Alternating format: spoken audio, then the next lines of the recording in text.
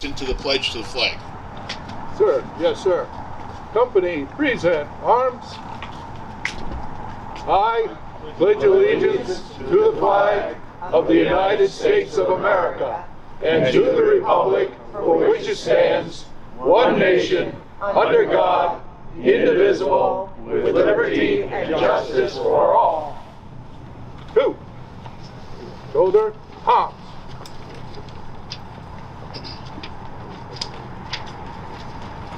I'd like to tell you a little bit about the Rhode Island Society Sons of the Revolution.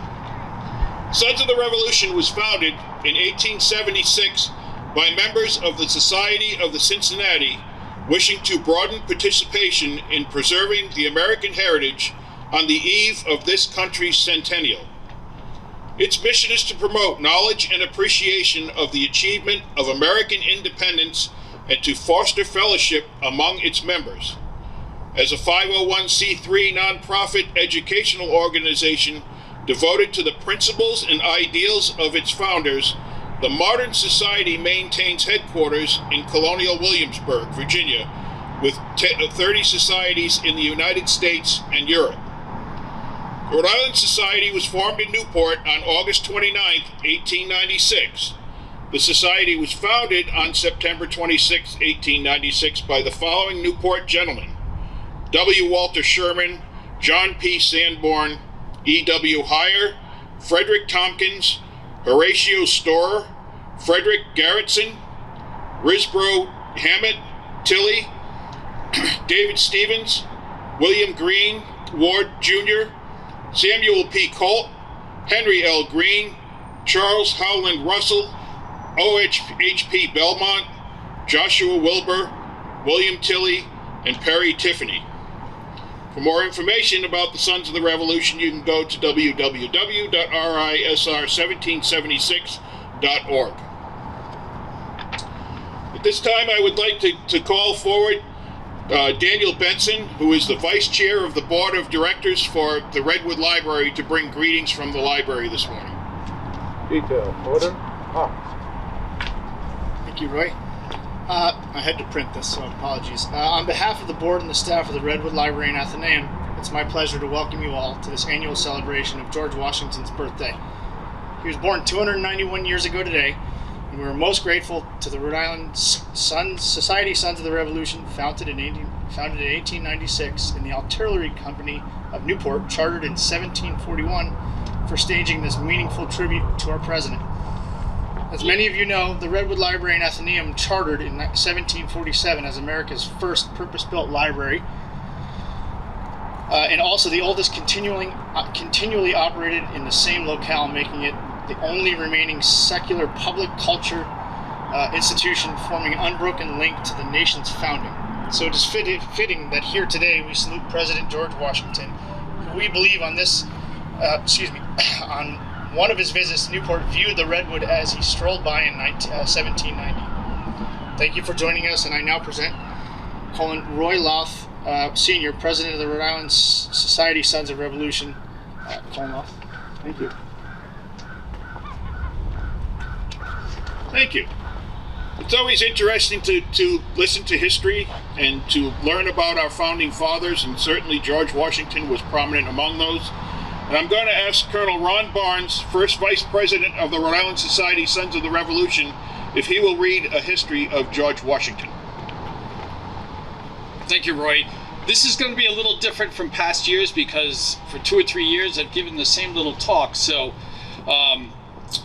while doing that, I compiled a number of facts about George Washington and Christmas. So although there's no snow today and there's still 306 days until Christmas, so you can start your shopping, let me talk about the historical aspects of George Washington and Christmases he observed. And I use the word observed because not all his Christmases were celebrated joyously. And keep in mind that Christmas was an important religious holiday in his time, and the 12 nights of Christmas ending with balls and parties on January 6th extended the holiday season. Here's some of Washington's Christmases. In 1740 on Christmas, George Washington's home on Ferry Farm near Fredericksburg burnt down on Christmas Eve when he was 8 years old. The family took shelter in the detached kitchen and spent a cheerless Christmas Day. In 1751, Washington wrote that he ate an Irish goose and drank to the health of absent friends while on board a ship returning from Barbados. He had been in Barbados with his older half-brother Lawrence, who was hoping the warmer climate would help cure his tuberculosis. 1753, Washington was on the western frontier with the Virginia militia. They spent Christmas Eve at a place called Murdering Town and had a skirmish with French Indians. The next day they crossed the river and visited a native queen and gave her presents. And giving notable Native American presents was an established diplomatic practice then. 1755, Washington spent the day writing orders while stationed in Winchester, Virginia. In 1758, Washington had resigned his military commission to take up a non-military life. And on Saturday, January 6th, which I mentioned was 12th night, Washington married Martha Dandridge Custis. 1759, George and Martha's first Christmas was not joyous. Martha had caught measles and was very, very sick into the new year. But in 1775, Martha traveled to Cambridge, Mass. to join her husband for the first Christmas during the American Revolution. Christmas 1776, Washington leads his army over the frozen Delaware River on the evening of December 25th. 1777, Washington and much of the Continental Army are in winter quarters at Valley Forge. Almost half the camp was either sick or dying during the winter, and it snowed 4 inches on Christmas Day. 1779, George and Martha were in Morristown, New Jersey on Christmas Day, and George paid 15 pounds, about $18, for a band of music. 1783, in November, Washington received news that the peace treaty with Great Britain had been signed and the war for independence was over. And upon a return trip from Annapolis, where he surrendered his commission, he purchased a locket, 3 small pocketbooks, 3 thimbles, 3 sashes, a dress cap, a hat, a whirligig, a fiddle, and a gun, and boxes for presents. It appears he knew not to come home empty-handed. In 1787, Washington paid 18 shillings to a man who brought a camel to Mount Vernon, quote, for a show. Washington died 11 days before Christmas in 1790 at the age of 67. What I want you to realize is Washington was a man of perseverance.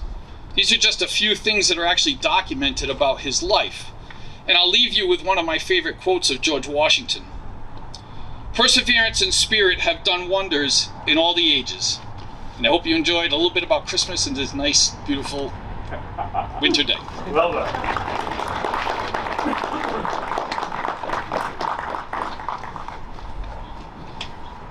All right, I would like to ask you to remain silent. We're going to do the wreath laying as a solemn tribute to George Washington.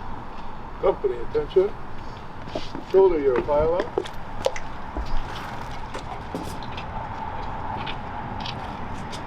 Present hearts.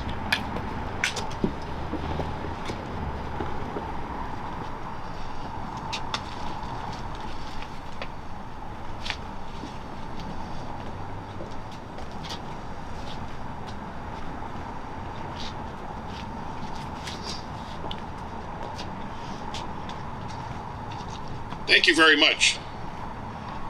Order. At this time, I would like to read George Washington's prayer for his country. This was taken from the circular letter addressed to the governors of all the states on disbanding of the army at the time of the Revolution. I now make it my earnest prayer that God would have you and the state over which you preside in his holy protection, that he would incline the hearts of the citizens to cultivate a spirit of subordination and obedience to government, to entertain a brotherly affection and love for one another, for their fellow citizens of the United States at large, and particularly for brethren who have served in the field, and finally, that he would most graciously be pleased to dispose us all to do justice, to love, mercy, and to demean ourselves with that charity, humility, and pacific temper of mind, which were the characteristics of the divine author of our blessed religion, and without an humble imitation of those examples in these things, we can never hope to be a happy nation. I'd like to ask the Newport Artillery if they would fire a musket salute to Washington. Lieutenant Colonel Pine, take control of your squad. Aye, sir. Musket squad, about face.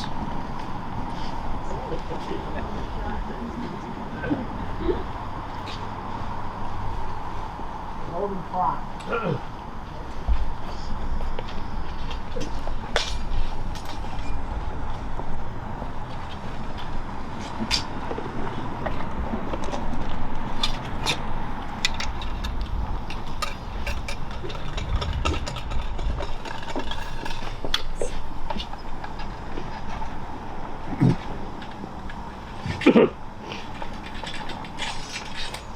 Aim to the right, Mr. Pine.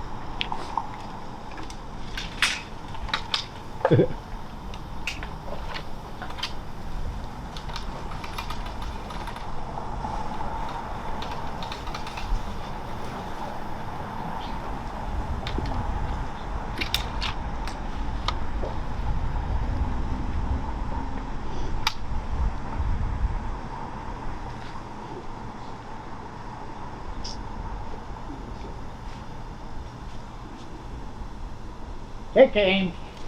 Is it? Huh. Fire. Prime and load. Lotus. Huh.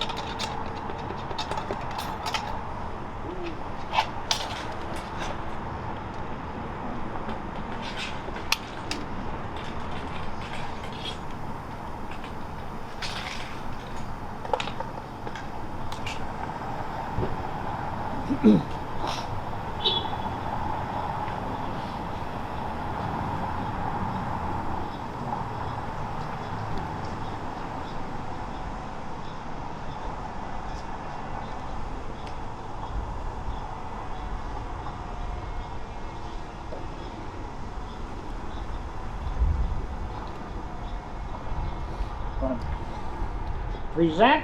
Huh. Fire.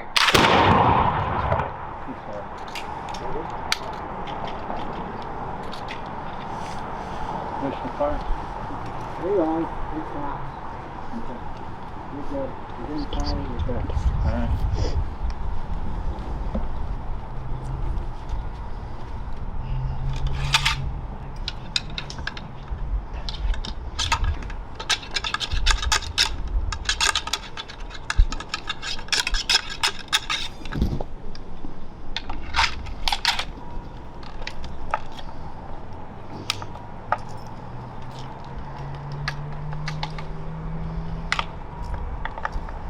Okay, retard. Present. Fire. Order. Arms. Well, Grace?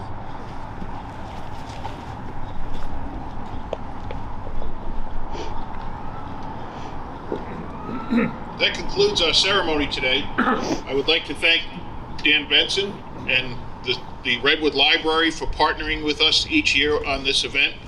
Also, the Artillery Company of Newport is here, founded in 1741, oldest continually active military organization in the United States, still serving under its original charter, granted by King George II. And I'd like to thank you all for coming. Members of the Sons of the Revolution, it's great to see you all here, and I hope you all have a great day, and remember the great George Washington.